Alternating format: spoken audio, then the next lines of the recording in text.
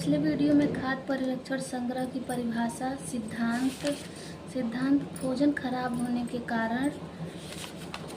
कारण देखा गया था। इस वीडियो में खाद्य परिरक्षण की आवश्यकता क्यों होती है, इस वीडियो में इसकी चर्चा करेंगे।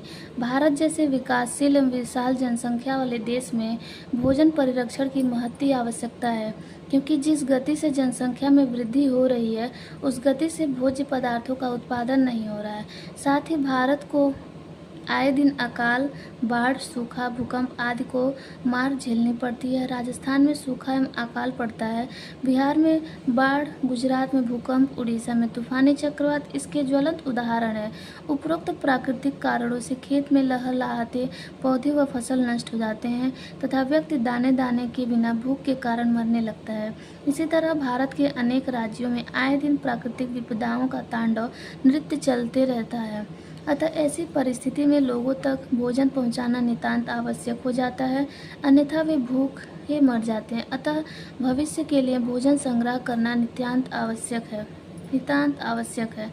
यदि उत्पादन बढ़ा भी दिया जाए तो तुरंत वितरण करना आवश्यक है, अन्यथा वे सड़ जाएंगे। दूसरी बार फसल को उगाने के लिए भी भोजन संग्रह आवश्यक है ताकि फसल उगाई जा सके। इसके लिए भोजन का संग्रह बीज रूप में किया जाता है। भोज्य पदार्थों के परिरक्षण में निम्नांकित कारण है। पहला, वर्ष भर सभी भोज्य पदार्थ उपलब्ध कराना। दूसरा, पोषक मूल्यों में बढ़ोतरी करना। दैनिक आहार में विविधता लाना। चौथा है भोज्य पदार्थों को नष्ट होने से बचाना। पांचवा, आर्थिक बचत करना। छठा है पोषण स्तर में सुधार लाना। आपातकाल की स्थिति में भोज्य पदार्थ को उपलब्ध कराना। यात्रा या प्रवास के समय भोज्य पदार्थों को सभी लोगों तक पहुंचाना। आगे का है रोजगार का अवसर।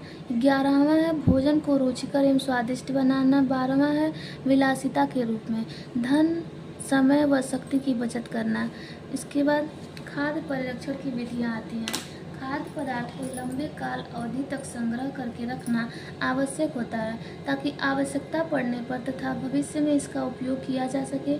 वैसे तो भिन्न भिन्न लेखकों ने खाद्य पदार्थों की कई विधियां बताई हैं, परंतु अध्ययन की सुविधा की दृष्टि से खाद्य परीक्षण की विधियों को मुख्यतः 4 वर्गों में विभाजित किया जा सकता है। पहला है अरोगाणुता की विधि। दूसरा है भौतिक विधियाँ, रासायनिक विधियाँ, किण्वन खमीरीकरण की विधियाँ। अरोगाणुता विधि की विधियाँ भोज्य पदार्थों के खराब होने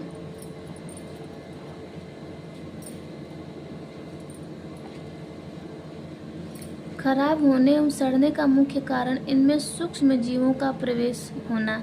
वे भोजन में प्रवेश करके उसे दूषित, संक्रमित, विषैला एवं जहरीला बना देते हैं, जिसके कारण भोजन कुछ ही दिनों में सड़ गलकर व्यर्थ हो जाता है। अरोगाणुता की विधि के द्वारा भोज्य पदार्थ में सूक्ष्म जीवों के प्रवेश को रोका जा सकता है। यदि भोजन में सूक्ष्म जीव प्रवेश भी कर गए हैं तो उनकी क्रियाशीलता नष्ट कर दी जाती है। प्रकृति भी इस विधि द्वारा अनेक भोज्य पदार्थों का संरक्षण करती है, जैसे केला, नारंगी, नारियल, नींबू, अखरोट, मूंगफली, लीची, पिस्ता इत्यादि।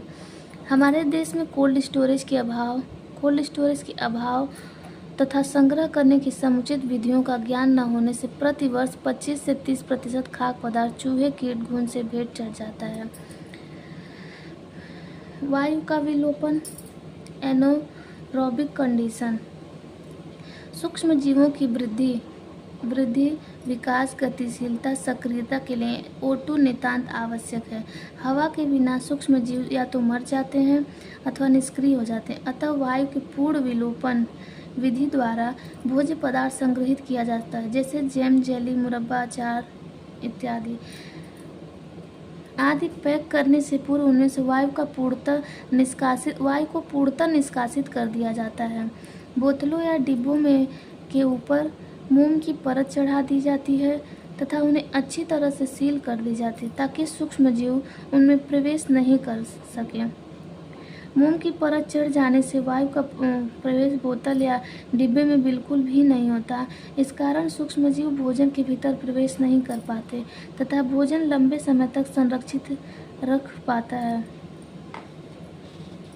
भौतिक विधियाँ भौतिक विज्ञान के सिद्धांतों के आधार पर खाद्य परीक्षणों के हेतु कई विधियाँ विकसित हुई हैं, जिन्हें भौतिक विधियाँ कहते हैं। भौतिक विधियों के अंतर्गत निम्न विधियाँ आती हैं: प्रशीतन रेफ्रिजरेटर मेथड, हिमीकरण मेथड जिसमें गहरी हिमीकरण विधि आती है, cold storage, chill storage, cellar storage. तीसरा है गैस स्टोरेज।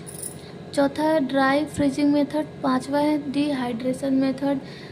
डिहाइड्रेशन मेथड में 4 तरह की विधियां आती हैं, जैसे धूप में सुखाकर शक्कर तथा नमक का प्रयोग करके, व्यापारिक स्तर पर निर्जलीकरण, झाग जटाई सूक्ष्म विधि, उच्च ताप का प्रयोग करके पाश्चुरीकरण, 100 डिग्री सेल्सियस कम ताप पर 100 डिग्री ताप का प्रयोग करके बॉइलिंग वाटर, 100 डिग्री से ताप अधिक ताप पर नमी निष्कासन विधि, विसंक्रमण विधि, डिब्बाबंदी तथा बोतलबंदी, विकिरण विधि। प्रशीतन विधि क्या होता है?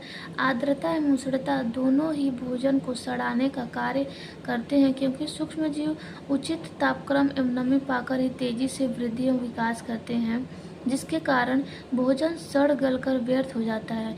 यदि भोजन में उपस्थित आर्द्रता नमी को हटा दिया जाए तो वह दीर्घकाल तक संरक्षित रह सकता है, परंतु कुछ भोज्य पदार्थ ऐसे भी हैं जिनमें आर्द्रता बनाए रखना नितांत आवश्यक होता है, जैसे दूध, दही, फल, अंडा, सब्जी इत्यादि।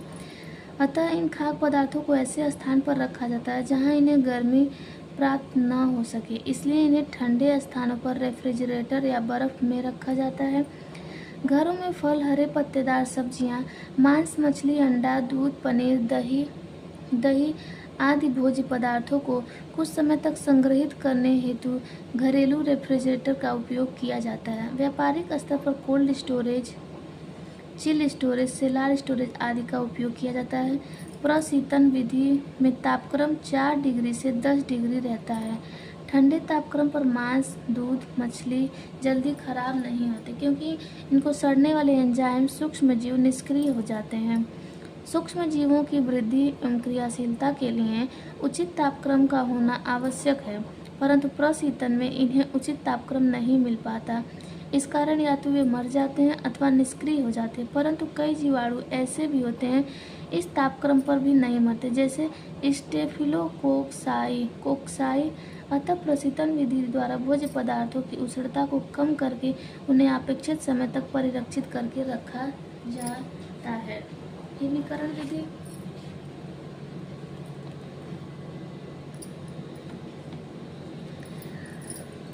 इस विधि में भोज्य पदार्थों के तापक्रम में बहुत ही कम तापमान 20 डिग्री से 0 डिग्री कर दिया जाता है।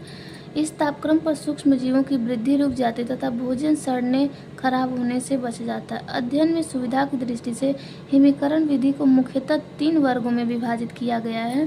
पहला है गहरी हिमीभूत विधि, डीप फ्रीजिंग मेथड। इस विधि में भोज्य पदार्थों को -18 डिग्री सेल्सियस से -40 डिग्री सेल्सियस पर रखा जाता है, जैसे मांस, मछली, दूध, आइसक्रीम, दही, सूप आदि की विधि इसी विधि से संरक्षित करके लंबे समय तक रखा जाता है। मछलियों एवं हरे पत्तेदार सब्जियों को संग्रहित करने हेतु इस विधि का अधिक प्रयोग किया जाता है। गहरी हिमीभूत की क्रिया 2 तरीके से की जाती है: तीव्र गहरी एवं हिमकृत विधि एवं मंद गहरी विधि। गहरी हिमीभूत की क्रिया जितनी जल्दी हो सके उतनी जल्दी व तीव्रता से की जानी चाहिए, ताकि भोजन के भीतर जो बर्फ के कण बने वे छोटे रहे। हिम कणों के छोटे रहने से सबसे बड़ा लाभ यह होता है कि भोजन के मूल स्वरूप का नाश नहीं होता। साथ ही तीव्र हिमीकरण से सूक्ष्म जीव क्रिया नहीं कर पाते तथा उनका नाश हो जाता है। इतना ही नहीं, भोजन में निहित एंजाइम भी निष्क्रिय हो जाते हैं।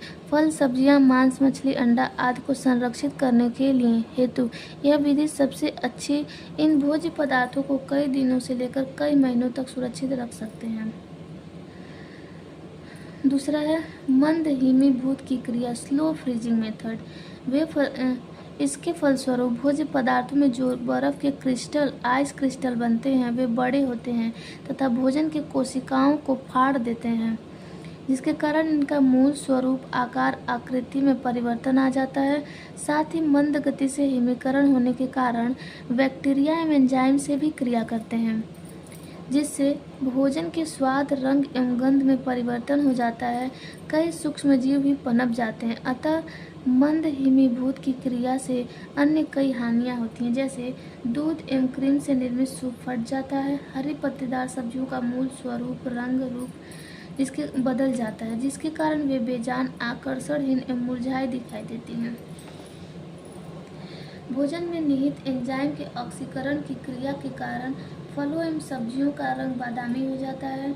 ठंडी क्रीम में भौतिक परिवर्तन आ जाती है। यदि क्रीम को गर्म सूप अथवा अन्य पदार्थों पर डाला जाता है तो सूप के ऊपर वसा के छोटे छोटे कण तैरने लगते हैं। वे देखने में भद्दे, अनाकर्षक, बेजान लगते हैं, अतः खाने वाले की इच्छा मर जाती है। Chill storage. इस विधि से भोजन संरक्षण हेतु तापमान 32 फ़ारेनहाइट से 45 फ़ारेनहाइट रखा जाता है। विभिन्न भोज्य पदार्थों को निम्नलिखित ताप पर सुरक्षित रखा जा सकता है। चीज़ व पनीर को 45 डिग्री फ़ारेनहाइट सर्वाधिक सुरक्षित रहते हैं। अंडा, दूध, दही व अन्य भोज्य पदार्थ को जिन्हें अल्प समय तक रखना होता है उसका तापक्रम 35 डिग्री फ़ारेनहाइट से 40 डिग्री फ़ारेनहाइट रखा जाता है। ताज़े फलों एवं सब्जियों को 35 डिग्री फ़ारेनहाइट पर संरक्षित किया जाता है। अगला मेथड है कोल्ड स्टोरेज। कोल्ड स्टोरेज, इसका तापमान 0 डिग्री से लेकर के 32 डिग्री फ़ारेनहाइट होता है। व्यापारिक स्तर पर खाद्य पदार्थों के संग्रह हेतु इसका उपयोग किया जाता है, जैसे मांस, मछली, अंडा, मक्खन, सब्जियां आदि को भी लंबे समय तक सुरक्षित रूप से संरक्षित करके रखा जा सकता है। विभिन्न वस्तुओं के संग्रह हेतु तापक्रम निम्नानुसार रखा गया है, जैसे मक्खन का 25 से 35 डिग्री फ़ारेनहाइट। इस तापक्रम पर मक्खन 1 माह तक पूर्ण रूप से सुरक्षित रहता है। मांस तथा मछली 15 डिग्री से 18 डिग्री फ़ारेनहाइट। इस तापमान पर मांस व मछली कई सप्ताह तक संरक्षित रहते हैं। अगला है सामान्य या सेलार स्टोरेज। इसमें तापमान 15 डिग्री सेल्सियस से कम होता है। इस तापमान पर सूक्ष्म जीवों की वृद्धि की गति धीमी हो जाती है। साथ ही भोजन में उपस्थित एंजाइम की गति भी मंद होती है। गांवों में प्याज, आलू, शकरकंदी, अरबी आदि को संग्रहित करने हेतु मुख्यतः इसी विधि का उपयोग किया जाता है। भोजन को ठंडे स्थानों पर अंडरग्राउंड कमरों में रखा जाता है, परंतु इस विधि द्वारा खाद्य पदार्थों का संरक्षण सीमित समय के लिए ही किया जाता है। गैस संग्रहागार भोज्य पदार्थों को दीर्घकाल तक संग्रहित करने की यह काफ़ी लोकप्रिय एवं प्रचलित विधि है। इस विधि में गैस का उपयोग भोज्य पदार्थ की प्रकृति के अनुसार CO2 गैस भिन्न भिन्न प्रतिशत के अंश में प्रवाहित की जाती है। गैस संग्रहागार का सिद्धांत भी कोल्ड स्टोरेज की तरह ही है, अर्थात इसका तापमान कम होता है। अगला है शुष्क हिमीकरण विधि, ड्राई फ्रीजिंग मेथड। इसे डिहाइड्रो फ्रीजिंग भी कहते हैं। वास्तव में यह विधि अंशतः निर्जलीकरण तथा शीतकरण पर आधारित है। इस विधि द्वारा जिन फलों एवं सब्जियों को संरक्षित करके रखना होता है उन्हें सर्वप्रथम गर्म करके उनमें उपस्थित नमी को कम से कम आधी मात्रा को सुखा दिया जाता है। तत्पश्चात इसका हिमीकरण किया जाता है। भोजन पकाते समय पुनः पानी डालकर इसकी मात्रा संतुलित की जाती है।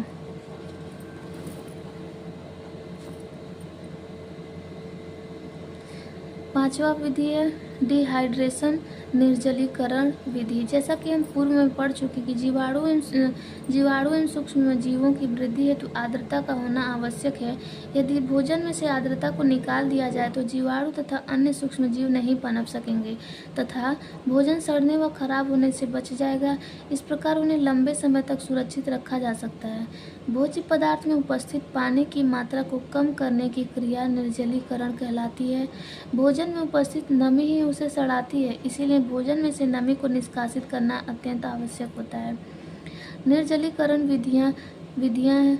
विधियों के निम्न प्रकार हैं जो इस प्रकार है। पहला है प्राकृतिक, दूसरा है कृत्रिम। प्राकृतिक धूप में सुखाना, कृत्रिम धूप में सुखाना। भोज्य पदार्थों को धूप में सुखाकर संरक्षित करने की यह विधि सबसे आसान है, इसके लिए कोई कीमत नहीं चुकानी पड़ती। परंतु धूप में सुखाने से भोज्य पदार्थ में उपस्थित कुछ पौष्टिक तत्वों जैसे विटामिन सी का अधिक नाश होता है, क्योंकि विटामिन सी ताप के प्रति काफी संवेदनशील होती है। अनाज, दाल, सूखे मेवे, मसाले, मछली आदि को इसी विधि से सुखाकर संग्रहित करके रखा जाता है। दूसरा, व्यापारिक स्तर निर्जलीकरण विधि। प्राकृतिक विधि का दूसरा टाइप है व्यापारिक स्तर पर निर्जलीकरण। व्यावसायिक स्तर पर निर्जलीकरण की कई विधियां उपयोग में लाई जाती हैं, जैसे स्प्रे करके सुखाना, रोलरों द्वारा सुखाना, ड्रम द्वारा सुखाना आदि। इस विधि में धूप विधि द्वारा भी सुखाया जाता है, जैसे दूध, फल, अंडा, मांस, मछली, हरे पत्तेदार सब्जियां आदि का इस विधि द्वारा सुखाया जाता है। इसके अंतर्गत कुछ ऐसे भोज्य पदार्थ भी होते हैं जिन्हें अंशतः सुखाकर संग्रहित किया जाता है। गाढ़ा किया हुआ दूध, जैसे roller dryer, spray dryer, dehydrate यंत्रों के द्वारा भोज्य पदार्थ को सुखाया जाता है।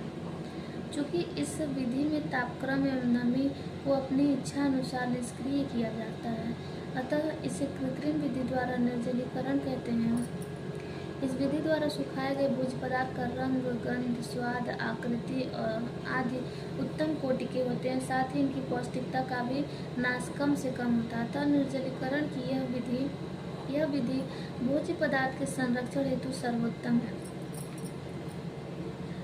तीसरा है फोम मेट ड्राई मेथड। भोज्य पदार्थ में ग्लिसरॉल, अंडा, मोनोस्टेरॉइड आदि का उपयोग करके झाग उत्पन्न किया जाता है, फिर इसे सुखाया जाता है। इस विधि का सबसे बड़ा लाभ यह है कि इसमें कम तापमान तथा कम समय में परिरक्षण की क्रिया पूर्ण हो जाती है। शक्कर एवं नमक के प्रयोग से निर्जलीकरण की क्रिया शक्कर तथा नमक का प्रयोग करके भी की जाती है। शक्कर तथा नमक भोज्य पदार्थ में उपस्थित नमी को अपने में बांध लेते हैं, इस कारण मुक्त रूप से नमी उपस्थित नहीं रहती, जिससे कि सूक्ष्म जीव वृद्धि कर सकें। इसके अतिरिक्त नमक तथा शक्कर सूक्ष्म जीवों में विद्यमान तरल पदार्थ को अपने में सोख लेता है, जिसके कारण या तो उनकी क्रियाशीलता ठप हो जाती है अथवा वे मर जाते हैं। सही भोज्य संरक्षण के लिए नमक की मात्रा 15 से 20% तथा शक्कर की मात्रा 60 से 70% तक होनी चाहिए। छठा है उच्च ताप का प्रयोग करके यूज हाई टेम्परेचर। सूक्ष्म जीव उपयुक्त ताप पाकर ही पनपते हैं, अधिक ताप पर ये नष्ट हो जाते हैं। यदि जीवित भी रहते हैं तो इनकी क्रियाशीलता नष्ट हो जाती है। साथ ही उच्च तापमान पर एंजाइम की सक्रियता भी मंद व बिल्कुल ही नष्ट हो जाती है। इस प्रकार उच्च ताप के प्रयोग द्वारा भोज्य पदार्थों को दीर्घ अवधि तक सुरक्षित रूप से परिरक्षित करके रखा जा सकता है।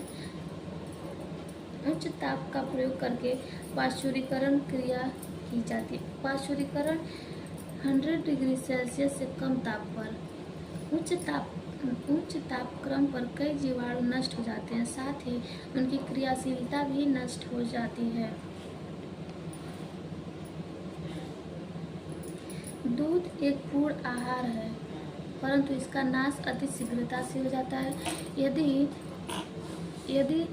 दूध को उचित प्रकार से संग्रहित करके नहीं रखा जाए तो यह 3 से 4 घंटे में ही खराब हो जाते हैं। परिणामतः दूध की गुणवत्ता, उत्तमता एवं पौष्टिकता नष्ट हो जाती है। साथ ही कई जीवाणु पनप जाते हैं, विभिन्न रोगों को फैलाते हैं। अतः दूध को संरक्षित रखने के लिए पाश्चुरीकरण करना नितांत आवश्यक होता है।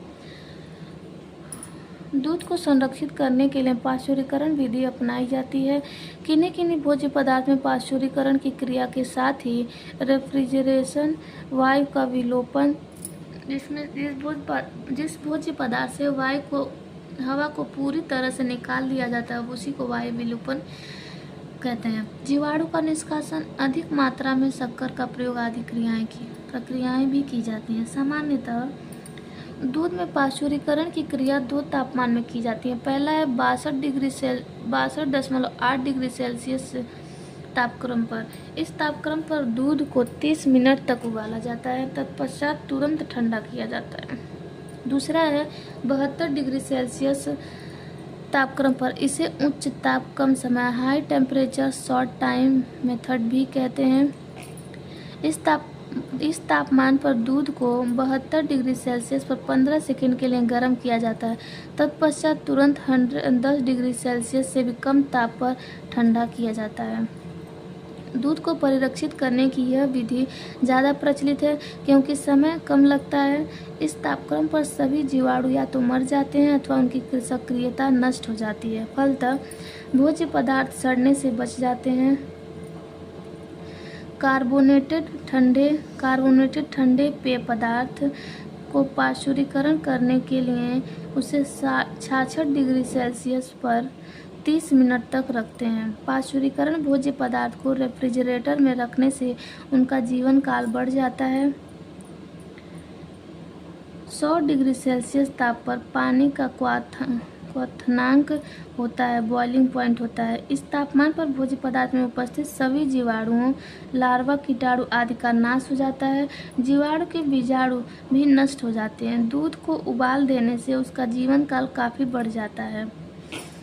फलों एवं सब्जियों को संरक्षित करने से पूर्व इसी तापक्रम पर 1 से 3 मिनट तक उबाला जाता है, तत्पश्चात तुरंत ही ठंडा किया जाता है, जिसे ब्लांचिंग कहते हैं। ब्लांचिंग से फलों एवं सब्जियों में उपस्थित जीवाणुओं का नाश हो जाता है।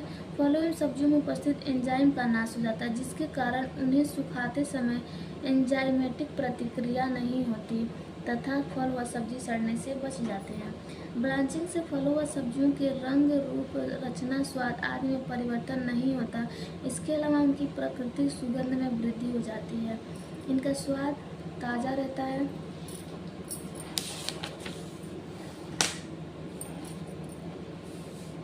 तीसरा, 100 डिग्री से अधिक ताप पर। 100 डिग्री से अधिक ताप पर सभी सूक्ष्म जीव एवं विषाणु का नाश हो जाता है। जीवाणुओं के स्पोर भी नष्ट हो जाते हैं।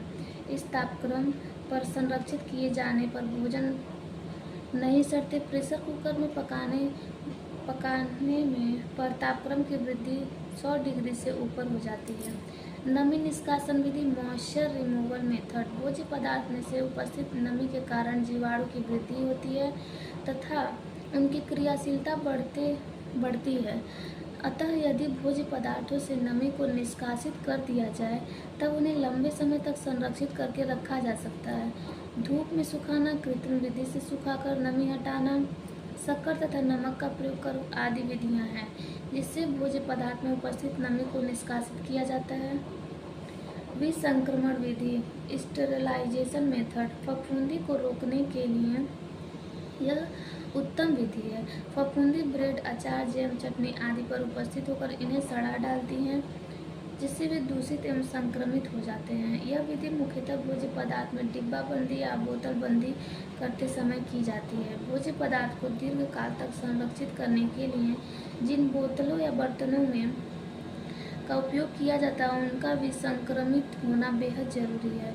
खाद्य परिरक्षण की इस विधि में सर्वप्रथम सारा खाद्य पदार्थ को, विशेषकर जैम, जेली, चटनी आदि को अच्छी तरह आदि फलों को डिब्बे या जार बोतल में भरकर ढक्कन को अच्छी तरह से कसकर बंद किया जाता है। तत्पश्चात डिब्बों, बोतलों, जारों खोलते हुए पानी में 25 से 30 मिनट तक उबाला जाता है, जिससे डिब्बे में उपस्थित समस्त जीवाणु तथा सूक्ष्म जीव नष्ट हो जाते हैं। इस प्रकार खाद्य पदार्थ लंबे समय तक संरक्षित रखे जा सकते हैं। मांस, हरी सेम की फली, मटर आदि भोज्य पदार्थ में एक विशेष प्रकार के जीवाणु क्लोस्ट्रीडियम बोट्यूलिनम पाया जाता है, जो भोजन की विषाक्त एवं जहरीला बना देता है। इससे बचने के लिए इन भोज्य पदार्थों को 116 डिग्री से 120 डिग्री तापक्रम पर 1 घंटे तक प्रेशर कुकर द्वारा गर्म किया जाता है। डिब्बाबंदी तथा बोतलबंदी। भोज्य पदार्थ, फल एवं सब्जियां टीन या धातु के डिब्बे में परिरक्षण करना डिब्बाबंदी कहलाता है। जब भोज्य पदार्थ को शीशे के जार में परिरक्षित करके रखा जाता है तो उसे बोतलबंदी कहते हैं। उपरोक्त दोनों ही क्रियाओं एवं विधियों में भोज्य पदार्थ को संरक्षित करने की प्रक्रिया समान रूप से की जाती है।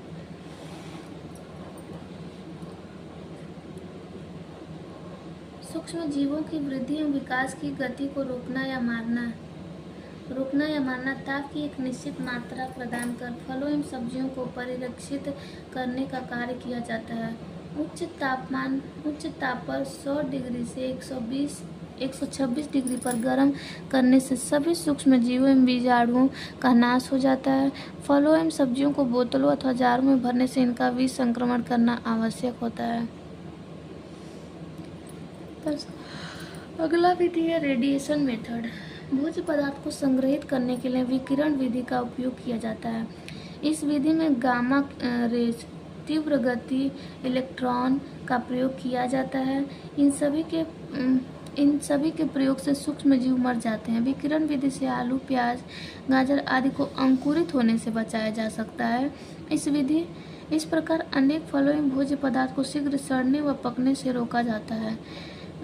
विकिरण विधि से सुअर तथा बीफ के मांस का फीताकृमि, टेपवॉर्म तथा ट्राइकेनेला के संक्रमण से बचाया जा सकता है।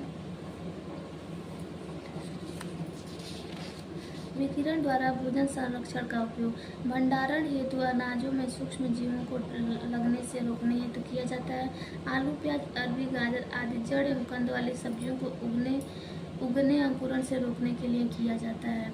भोज्य पदार्थ में उपस्थित सूक्ष्म जीवों को मारने हेतु या उनकी वृद्धि, विकास एवं क्रियाशीलता को कम करने हेतु पैक किए हुए भोज्य पदार्थ को भी संक्रमित करने हेतु।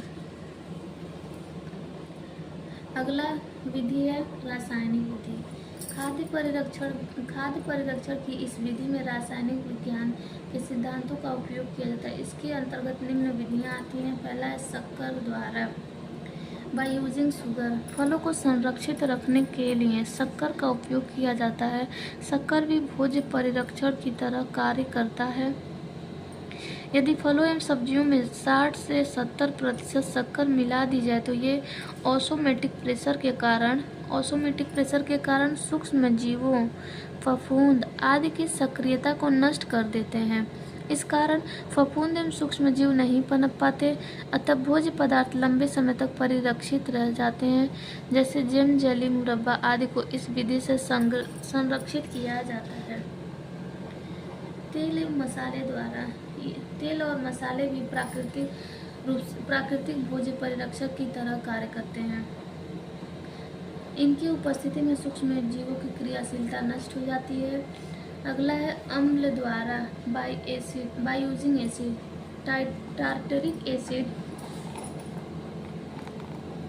टार्टरिक एसिड, साइट्रिक एसिड तथा सिरका, ग्लेशियल एसिटिक एसिड आदि भोज्य पदार्थ में उपस्थित सूक्ष्म जीवों को निष्क्रिय कर देते हैं, जिससे इनकी वृद्धि, विकास एवं गतिशीलता रुक जाती है। अतः खाद्य पदार्थ लंबे समय तक परिरक्षित रहते हैं। नमक द्वारा, बाय यूजिंग साल्ट। सब्जियों एवं फलों को परिरक्षित करते समय नमक का प्रयोग किया जाता है। यह भी तेल, मसाले व शक्कर की तरह प्राकृतिक परिरक्षक होता है, जो भोज्य पदार्थ को सड़ने से बचाता है। नमक भोज्य पदार्थ में उपस्थित नमी को अपने आप में बांध लेता है। इसके अतिरिक्त नमक परासरण क्रिया के द्वारा सूक्ष्म जीव में उपस्थित नमी को भी सोख लेता है, उनकी क्रियाशीलता नष्ट हो जाती है। अचार में 15 से 20% नमक की उपस्थिति इन्हें सड़ने से बचाती है। रासायनिक परिरक्षण विधि by using chemical preservative, sodium benzoate, potassium meta bisulphide, citric acid, sorbate रासायनिक परिरक्षक जो भोज्य पदार्थ को सड़ने से बचाते हैं। सोडियम बेंजोएट अम्लीय माध्यम में स्थिर रहता है। सोडियम बेंजोएट अम्लीय माध्यम में स्थिर रहता है, परंतु क्षारीय माध्यम में इसकी क्रियाशीलता समाप्त हो जाती है। इसका उपयोग जैम, अचार, मुरब्बा आदि बनाने में किया जाता है। पोटेशियम मेटा बाइसल्फाइड का उपयोग स्क्वैश एवं शरबत को परिरक्षित करने में किया जाता है। सार्बेट का उपयोग स्प्रे या कोटिंग के रूप में किया जाता है। एंटीबायोटिक द्वारा विभिन्न प्रकार के एंटीबायोटिक जैसे टेरामाइसिन, नियोमाइसिन, ओरियोमाइसिन, नियासिन आदि का उपयोग एंटीबायोटिक की तरह किया जाता है। टाइलोसिन जीवाणुओं की वृद्धि को रोकता है। नियासिन विषाणुओं के अंकुरण को रोकता है। अतः भोज्य पदार्थ लंबे समय तक सुरक्षित रूप से संरक्षित रहते हैं। खमीरीकरण की विधि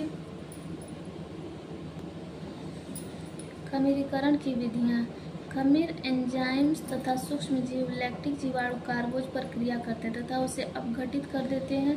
खमीर एंजाइम अथवा लैक्टिक जीवाणु द्वारा कार्बोज के अपघटन की क्रिया ही खमीरीकरण फर्मेंटेशन कहलाती है। इसके फलस्वरूप लैक्टिक अम्ल, एसिटिक अम्ल या अल्कोहल बनते हैं जो भोज्य पदार्थ को लंबे समय तक परिरक्षित करने में सहायक होते हैं। खमीरीकरण द्वारा भोज्य संरक्षण की निम्न विधियां हैं। पहला, लैक्टिक अम्ल इसमें लैक्टिक जीवाणु द्वारा दूध में उपस्थित लैक्टोज शर्करा या खमीरीकरण होता है। लैक्टिक अम्ल जीवाणु वायु की उपस्थिति में लैक्टोज को लैक्टिक अम्ल में बदल देते हैं। एसिटिक अम्ल खमीरीकरण विनेगर जीवाणु जब वायु की उपस्थिति में अल्कोहल पर खमीरीकरण की क्रिया करता है तो एसिटिक अम्ल का निर्माण करता है। 5 से 7% एसिटिक एसिड भोज्य पदार्थ में उपस्थित सूक्ष्म जीवों को नष्ट करके परिरक्षण का कार्य करता है। अगला है अल्कोहल खमीरीकरण। अल्कोहलिक खमीरीकरण हवा की अनुपस्थिति में होता है जिसे एनारोबिक प्रतिक्रिया कहते हैं। इसमें ईस्ट की उपस्थिति में अनाज व दालों में उपस्थित कार्बोज का खमीरीकरण की क्रिया होती है जिसके फलस्वरूप अल्कोहल एवं जल एवं CO2 बनता है। अल्कोहल एवं CO2 भोज्य पदार्थ को संरक्षित करने का कार्य करता है। इडली, डोसा, जलेबी आदि इसी विधि से तैयार किया जाता है।